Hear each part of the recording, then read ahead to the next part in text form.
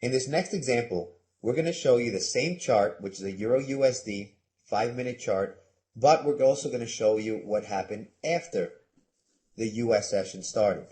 First, let's go to the left. Here we can see 5 p.m. This is our starting point for the new day.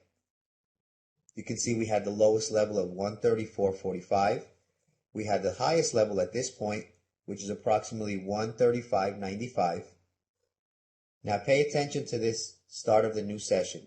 We have placed a red line and 7 o'clock in the morning. That's the beginning of the New York session. You can see the price started moving lower. Now normally we have to confirm the trend before we start thinking about placing any trades. So we need the price to move either higher or lower before we can confirm anything. Here we can obviously see what happened after the fact, but when you're trading in the moment, you have no idea what's about to happen to the right.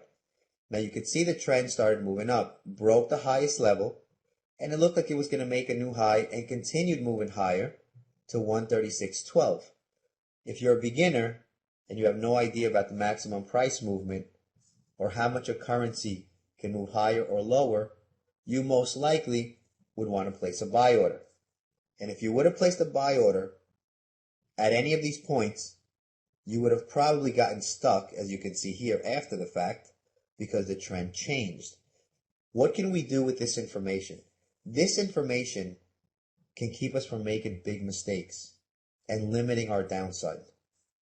Because of the maximum price movement, as we mentioned in the previous video, we would not think about placing any buy orders. Why would we want to risk 30, 40 pips, 50 pips in case the trend were to change at these high levels just to try to make 15, 20 pips before we reach the maximum price level? Instead, we would be patient. We would wait to confirm the trend. We would hope for the best that the trend would change and move lower for the US session, which it did in this case, in order for us to place sell orders. So just think of the probabilities. Now, normally, the euro has a very hard time breaking on the upside after it reaches 200 or 220. On the downside, 200 and 220. But there are times and moments in the market when it can go to 300 pips. We've seen it go even 400 pips under very severe conditions on fundamental reports or even political reports. So at times it can break those levels, but they're very seldom. We don't see them every day.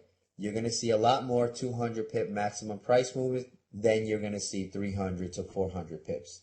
That we can assure you of. Once again, this is why we look back and understand the previous sessions, is to try to limit our downside.